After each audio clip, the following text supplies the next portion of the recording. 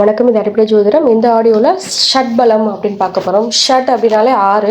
இப்போ 6 விதமான பலங்கள் நம்மளோட ராசி கட்டத்தில் நமக்கு என்னவெல்லாம் செய்ய போகுது அப்படின்ற ஒரு அடிப்படை கான்செப்டை நம்ம பார்க்க போகிறோம்.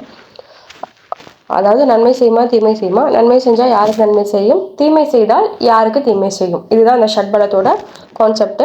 இதில் மொத்தம் பார்த்தீங்கன்னா ஆல்ரெடி சொன்ன மாதிரி 6 இருக்குது. ஃபர்ஸ்ட் ஒன் ஸ்தான பலம், அடுத்து திருஷ்டி பலம், அடுத்து திக் பலம், அடுத்து சேஷ்ட பலம், கால பலம், நைஷரிக்க பலம். இந்த ஷட்பலத்தில் வரக்கூடிய ஒரு கிரக அமைவு. ஸோ இதை நோட் பண்ணிக்கோங்க. பின்னாடி வரக்கூடிய ஆடியோவை நம்ம பார்க்கலாம். தான் இருக்கக்கூடிய இடத்துலேருந்து எவ்வளவு பலம் பொருந்தி உள்ளது என்பதை சொல்லுவது தான் இந்த ஸ்தான பலம். அது இப்போ ஃபார் எக்ஸாம்பிள் லக்னத்தை வச்சு என்னோட லக்னம் 6ல் ஆட்சியாக இருப்பா, இல்லை என்னோட லக்னம் 8ல் உச்சமாயிருக்கு, என்னோட லக்னம் வர்க்கோத்தமம் ஆயிருக்கு, என்னோட லக்னம் கேந்திரத்தில் நிற்கிது, இல்லை கோணத்தில் ஏறி இருக்கு, இதற்கு பெயர் தான் ஸ்தான பலம் அப்படின்ற மாதிரி அர்த்தம். ஸோ யாராவது கேட்டாங்கன்னா உங்கள் லக்னம் கேந்திரத்தில் இருக்கா, இல்லை உச்சத்தில் இருக்கா, இல்லை நீஷத்தில் இருக்கா, இல்லை நீசபங்கம் ஆயிருக்கா, வக்ரம் ஆயிருக்கா, வக்ர நிவர்த்தி ஆயிருக்கா அப்படின்றதெல்லாம் நம்ம சொல்ல தெரிஞ்சிருக்கணும். கேந்திரம் ஆல்ரெடி நான் சொல்லியிருக்கேன் இல்லைங்களா. ஸோ கேந்திரம் நான் 1 4 7 10 அப்படின்ற கான்செப்ட் மொத்தம் 4 கேந்திரங்கள் வரும். ஸோ 4 கேந்திரங்களையும் பார்த்தீங்கன்னா 2 கேந்திரம் நல்ல விஷயம் பண்ணும், 2 கேந்திரம் கெட்ட விஷயம் செய்யும். இது கண்டிப்பாக கணிச்சு பார்த்தா தான் நம்மளால சொல்ல முடியும் எந்த கேந்திரம் அதிபதி நமக்கு நல்லது பண்ணுவார், எந்த கேந்திர அதிபதி நமக்கு கெட்டது பண்ணுவாருன்றது நம்மளோட ஹாரோஸ்கோப் பேஸ் பண்ணி தான் சொல்ல முடியும். ஆனால் பொது ரூல் கேந்திராதிபதி நல்லது அப்படின்றத மட்டும் நீங்கள் ஞாபகத்தில் வச்சுக்கோங்க. அதே மாதிரி என்னோட லக்னம் பணபர ஸ்தானத்தில் இருக்குப்பா, ரொம்ப சூப்பராக இருக்குது அப்படின்னா பணம் வருமா வராதா அப்படின்றதையும் ரொம்ப இம்பார்ட்டன்ட். ஏன்னா பணபர ஸ்தானத்தில் பணம் வரதையும் சொல்லும், நம்மக்கிட்ட இருக்கக்கூடிய கஜானாலேருந்து பணம் காலியாக போகிறதையும் சொல்லும். ஸோ அதுவும் அங்கே இம்பார்ட்டன்ட். ஸோ திருஷ்டி அப்படின்னாலே பார்வை அப்படின்ற மாதிரி அர்த்தம். ஸோ பார்வை அப்படின்னா லக்னத்தை குரு பார்த்தா நல்லதுன்னு சொல்லுவாங்க. அதே மாதிரி சுபகிரகத்தை சுபகிரகம் பார்ப்பது மிகவும் நல்லதுன்னு சொல்லுவாங்க. ஒரு சுபகிரகத்தை அசுபகிரகம் பார்த்தா கண்டிப்பாக அது கெடுதல் தான். அசுபகிரகம்னா அது அசுபத்தோட வேலையை தான் செய்யும், அது டவுட்டே கிடையாது நமக்கு. ஃபார் எக்ஸாம்பிள் என்னோட லக்னத்துலேருந்து என்னோட 8ஆம் இடத்த சனி பார்க்குது அப்படின்னா அப்போ உங்களுக்கு ஆயுள் ஸ்தலம் பலமாக இருக்குது அப்படின்ற மாதிரி அர்த்தம். அதே சனி உங்கள் லக்னத்துலேருந்து 2ஆம் இடத்தை பார்க்குது அப்படின்னா, அதாவது உங்களோட ஜாத கட்டத்தில் சனி உங்களோட 2ஆம் இடத்தை பார்க்குது அப்படின்னா அங்கே கொஞ்சம் ப்ராப்ளம் இருக்கும், ஃபேமிலியில் கொஞ்சம் ப்ராப்ளம் இருக்கும், சண்டை சச்சரவு இதெல்லாமே நடக்கும். ஸோ இதை பேஸ் பண்ணி தான் நம்ம சொல்ல போகிறோம், ஓகேங்களா. இப்போ சனியோட செவ்வாய் பார்த்தது அப்படின்னா அங்கே ஒரு விபத்து நடக்கலாம், கோர்ட்டு கேஸு, வம்பு வழக்கு இந்த மாதிரி எல்லாமே நடக்கிறதுக்கு அதிக வாய்ப்பு உண்டு. ஸோ இதுதான் திருஷ்டி பலம் அப்படின்னு சொல்லுவாங்க. யூஸ்வலாக புதன்ன்றது அலிகிரகம்ன்றது நம்ம எல்லாத்துக்கும் தெரியும். செவ்வாய் அசுப கிரகம் அப்படின்றது எல்லாமே தெரியும். இப்போ செவ்வாய் 4ஆம் பார்வையா புதனை பார்த்தது அப்படின்னா புதனோட வேலையை சேர்த்து செவ்வாய் தான் பண்ணுவாங்க, அதிகமாக அசுபத்தை தான் பண்ண போகிறாங்க அப்படின்றதான் அர்த்தம். இதுதான் திருஷ்டி பலம் அப்படின்ற மாதிரி சொல்லுவாங்க. அடுத்த ஆடியோ இன்னைக்கு கொஞ்சம் நேரத்தில். ஸோ இந்த ஆடியோவில் நம்ம திக் பலம் அப்படின்ற மாதிரி நம்ம பார்க்க போகிறோம். திக் அப்படின்னாலே திசை என்று அர்த்தம். எப்படி சொல்லலாம், அது ஒரு பழமொழி கூட சொல்லுவாங்க, அவன் எந்த திக்கில் போனானே தெரிலப்பா, எப்போ வருவான்னு கூட எனக்கு தெரில அப்படின்பாங்க. அப்போ திக் அப்படின்னா திசை அப்படின்ற மாதிரி அர்த்தம். ஒவ்வொரு கிரகமும் ஒரு குறிப்பிட்ட ராசி கட்டத்தில் திக் பலம் அல்லது திசை பலம் அடைவார்கள். எழுதிக்கோங்க, திக் பலம் போட்டுட்டு திக் என்றால் திசைன்னு போட்டுக்கோங்க. கீழே டெஃபினிஷன், ஒவ்வொரு கிரகமும் ஒரு குறிப்பிட்ட ராசி கட்டத்தில் திக் பலம் அல்லது திசை பலம் அடைவார்கள் அப்படின்ற மாதிரி அர்த்தம். ஸோ அதுக்கப்புறம் எந்தெந்த கிரகம் எங்கெல்லாம் திக் பலம் அடைன்றது நான் சொல்கிறேன். புதனும் குருவும் லக்னத்தில் இருந்தால் அந்த லக்னத்தில் திக் பலம் அடைஞ்சிருக்கு அப்படின்னு அர்த்தம். அந்த லக்னம் திக் பலமாக இருக்குது அப்படின்ற மாதிரி அர்த்தம். அதே மாதிரி சந்திரன் சுக்கிரன் 4வது வீட்டில் இருந்தால் நல்லது, திக் பலம் அடைஞ்சிருக்குன்னு சொல்லுவாங்க. சனி 7வது வீட்டில் இருந்தால் திக் பலம் ஆகிருக்கு அப்படின்னு சொல்லுவாங்க. சூரியன் செவ்வாய் ரெண்டுமே 10வது வீட்டில் இருந்தால் திக் பலம் அடைஞ்சிருக்குன்னு சொல்லுவாங்க. ராகு கேது இந்த கான்செப்டில் வரமாட்டாங்க, அவங்கள டீலில் விட்டுருங்க இதில் மட்டும், சரிங்களா. அவங்க மேக்ஸிமம் எதுலேயுமே வரமாட்டாங்க, எல்லாத்துலேயும் டீலில் தான் விட்டுற மாதிரி இருக்கும். ஆனால் கட்டுப்படுத்தக்கூடிய ஒரு காரகிரகத்தை பற்றி பேசும்போது நம்ம ராகு கேதுவை நம்ம பேசிக்கலாம். இப்போதைக்கு இது தேவையில்லை. இந்த ஆடியோவில் நம்ம சேஷ்ட பலம் அப்படின்றக்கூடிய ஒரு பலத்தை பற்றி பார்க்க போகிறோம். சேஷ்டம் என்றால் என்னன்னு பார்த்தீங்கன்னா பயணம். சமஸ்கிருதத்தில் சேஷ்டம் அப்படின்னு சொல்லுவாங்க. நம்மளோட தமிழ் பிரகாரம் பார்த்தீங்க அப்படின்னா கோச்சாரம் அப்படின்ற மாதிரி நீங்கள் எடுத்துக்கோங்க. அதாவது பயண கால பலன்களை தரக்கூடியது தான் இந்த சேஷ்ட பலம் அப்படின்னு சொல்லுவாங்க. ஸோ எந்தெந்த கிரகம் எங்கெல்லாம் வெற்றி பெறும், என்பதை நம்ம அக்யூரேட்டாக நம்ம சொல்ல முடியும் இந்த சிரேஷ்ட பலத்தை வச்சு. சரிங்களா? இப்போ சூரியனும் சந்திரனும் எப்போ வெற்றி பெறுவாங்க அப்படின்னா எழுதிக்கோங்க வரிசையா. சூரியனும் சந்திரனும் எங்கே வெற்றி பெறுவாங்கன்னு பார்த்தீங்கன்னா உத்ராயணம் காலத்தில் வெற்றி பெறுவாங்க. ப்ரொனன்சியேஷன் அகைன் ரொம்ப மிஸ் ஆகுது.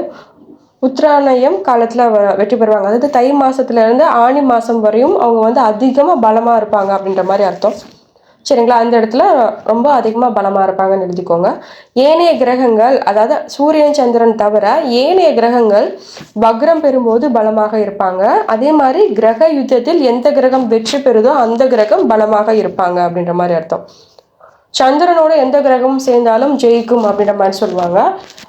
அதே மாதிரி சந்திரனோட சேரும் போது அது வளர்பிறை சந்திரனா தேய்பிறை சந்திரனா அந்த கான்செப்டும் நமக்கு தெரிஞ்சிருக்கணும். அது அடிப்படைக்கு தேவையில்லை. இப்போதைக்கு சந்திரனோட சேரும் கிரகம் வின் பண்ணும் அப்படின்ற மாதிரி சொல்லுவாங்க. 2 கிரகங்களும் சுபகிரகங்களில் சேரும்போது சேஷ்ட பலம் அடையும் அப்படின்னு சொல்லுவாங்க. சரிங்களா? ஏதாவது ஒரு கிரகம் ஏதாவது ஒரு சுபகிரகத்தோட சேருது அப்படின்னா வெற்றி பெறும் அப்படின்ற மாதிரி ரூலு. ஸோ அதுக்கு கீழே தான் இந்த ரூல்ஸ் எல்லாமே வரும். சூரியனும் சந்திரனும் வளபிறை நாட்களில் வெற்றி பெறுவாங்க. அதாவது தையிலிருந்து ஆணி வரையும்னா அவங்க ரொம்ப பலம் பொருந்தி இருப்பாங்க. மற்ற கிரகங்கள் வந்து வக்ரம் ஆகும்போது ரொம்ப பலமாக இருப்பாங்க. அதே மாதிரி கிரக யுத்தத்தில் எந்த கிரகம் வெற்றி பெறுதோ அந்த கிரகம் சேஷ்ட பலம் அடையும் அப்படின்னு சொல்லுவாங்க. அதே மாதிரி வந்து சந்திரனோட எந்த கிரகம் சேர்ந்தாலும் கிரகம் ஜெயிக்கும். அந்த சந்திரனுக்கு தான் நான் எக்ஸ்ட்ரா ஒரு பாயிண்ட் சொன்னேன். வளர்பிறை சந்திரனா தேய்பிறை சந்திரனா நம்ம பார்க்குற மாதிரி இருக்கும் அப்படின்ற மாதிரி. சரிங்களா? இது நல்லதா கெட்டதா அப்படின்றத வந்து நம்ம ஜாதகத்தில் கிரகங்கள் எப்படி இருக்குது, எந்த பாவத்தில் அமைஞ்சிருக்கு, நட்சத்திரத்தை பாதத்தில் இருக்கா அப்படின்றதெல்லாம் பார்த்து தான் நமக்கு இந்த பலன்கள் சொல்ல முடியும். ஜென்ரலாக அடிப்படைக்கு தேவையான சேஷ்ட பலம் அப்படின்னா சேஷ்டம் என்றால் பயணம். ஒரு கிரகம் எந்தெந்த காலகட்டத்தில் அதிகமாக பலம் பெறும் அப்படின்றதுக்கான ஒரு ரூல் தான் இங்கே கொடுத்துருக்கோம், சேஷ்ட பலம் அப்படின்ற மாதிரி. அடுத்த ஆடியோ நீ கொஞ்சம் நேரத்தில். ஸோ இந்த ஆடியோவில் வந்து ஷட்பலத்தில் இருக்கக்கூடிய காலபலம் அப்படின்ற ஒரு சைடு கெட்டிங் பார்க்க போகிறோம். ஸோ காலபலம் ஜென்ரலாக என்ன சொன்னான்னு பார்த்தீங்கன்னா யாருமே யூஸ் பண்ணுறதில்ல அப்படின்றதான் தோணுது. ஸோ பலன் சொல்லும்போது இந்த காலபலத்தையும் சேர்த்து நீங்கள் ஒரு பலனுக்கு நீங்கள் எடுக்கும்போது ரொம்ப அக்யூரேட்டாக ஒரு விஷயம் நம்மளால் கொடுக்க முடியும். இந்த காலபலத்தை பேஸ் பண்ணி நம்ம ரெமிடியெல்லாம் கொடுக்க முடியும் அந்த ஜாதகருக்கு. ஸோ அந்தளவுக்கு இம்பார்ட்டண்டான ஒரு விஷயம் இந்த காலபலம்.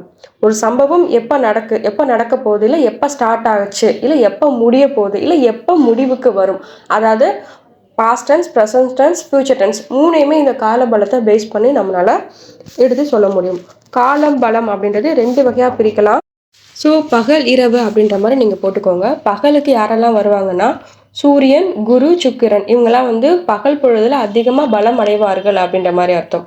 இரவில் வந்து பார்த்தீங்கன்னா சந்திரன், செவ்வாய், சனி இவங்க வந்து இரவில் ரொம்ப அதிகமாக பலம் பொருந்தி இருப்பாங்க அப்படின்ற மாதிரி மீனிங் வரும். புதன் மட்டும் மிஸ் அவுட் பண்ணியிருப்போம் நம்ம இதில். புதன் வந்து பகல் இரவு 2த்துக்கும் போட்டுக்கோங்க.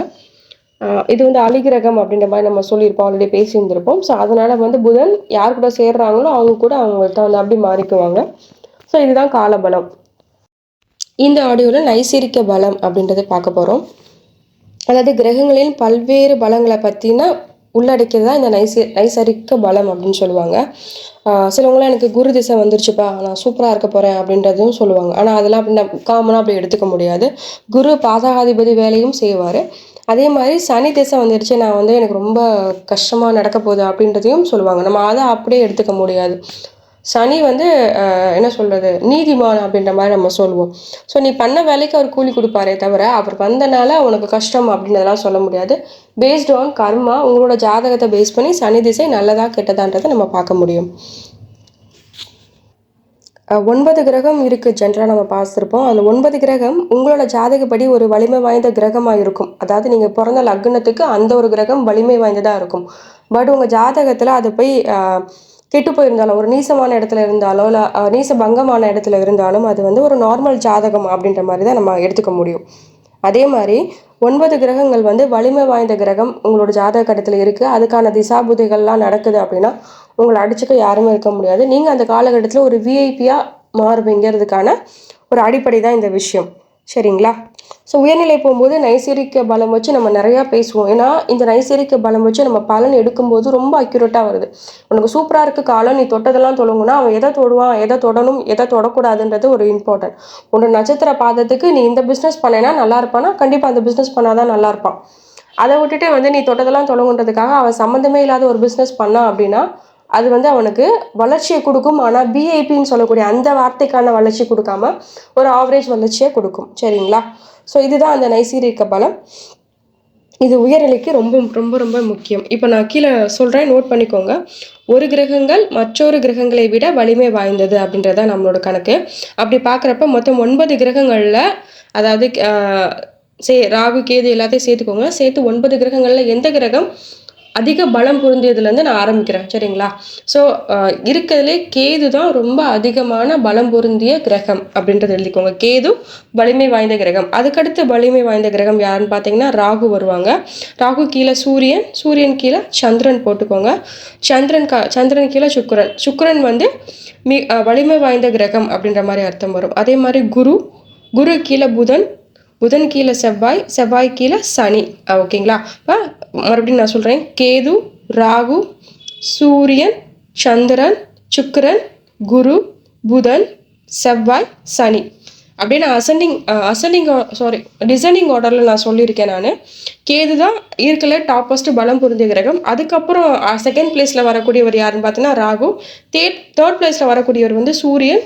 4th பிளேஸில் வரக்கூடிய ஒரு ஆள் வந்து சந்திரன். 5th பிளேஸில் பலம் பொருந்தியதில் 5th பிளேஸில் வரக்கூடியவங்க வந்து பார்த்தீங்கன்னா சுக்கிரன். அடுத்து குரு. அடுத்து வந்து பார்த்தீங்க அப்படின்னா புதன் வருவாங்க. அடுத்த பிளேஸில், அதாவது 8th பிளேஸில் செவ்வாய் வருவாங்க. இருக்கிறதுலே வலிமை குறைந்த கிரகம் யாருன்னு பார்த்தீங்கன்னா சனி. அவங்க தான் 9th பிளானட்டாக வருவாங்க. ஸோ நீங்கள் உங்களுக்கு எப்படி புரியுதோ அப்படி எழுதிக்கோங்க. திசா புத்திகள் நடக்கும்போது இந்த ஆர்டரை பேஸ் பண்ணி தான் நம்ம அவங்களுக்கு பலன் சொல்லணும். சரிங்களா? ஒருத்தர் கேது திசையில் வராரு, கேது தான் நமக்கு தெரிஞ்சு போச்சு இருக்கிறதுலே பலம் வாய்ந்த கிரகம் அப்படின்னா அவர் அதற்குரிய வேலைகள் தான் செய்வார். கேதுனா எல்லாம் ஜென்ரலாக ரூல்ஸ் பிரகாரம் பார்த்தீங்கன்னா ஒரு சன்னியாசி கிரகம், கர்மகாரகன், ஞானகாரகன் அப்படின்ற மாதிரி, கர்மா சொல்லிட்டேன், ஞானகாரகன் சொல்லுவாங்க. அதே மாதிரி சன்னியாசி கிரகம் சொல்லுவாங்க. இதெல்லாம் வந்து எதுக்கு அப்படின்னா ஒரு பற்றற்ற தன்மையை அவருக்கு கொடுக்க போகுது அப்படின்ற பட்சத்தில் ஒரு வம்பு வழக்கு, கோர்ட்டு கேஸு இது எல்லாமே வந்து அந்த காலகட்டத்தில் கண்டிப்பாக அவர் செஞ்சே ஆவார். ஏன்னா அது வலிமை பொருந்திய கிரகம். அந்த காலகட்டத்தில் அந்த விஷயங்கள் நடக்க போகுதுன்றத ஒரு முன்னெச்சரிக்கையாக நம்ம சொல்ல போகிறோம். அவ்வளோதான். ஸோ நோட் பண்ணிக்கோங்க.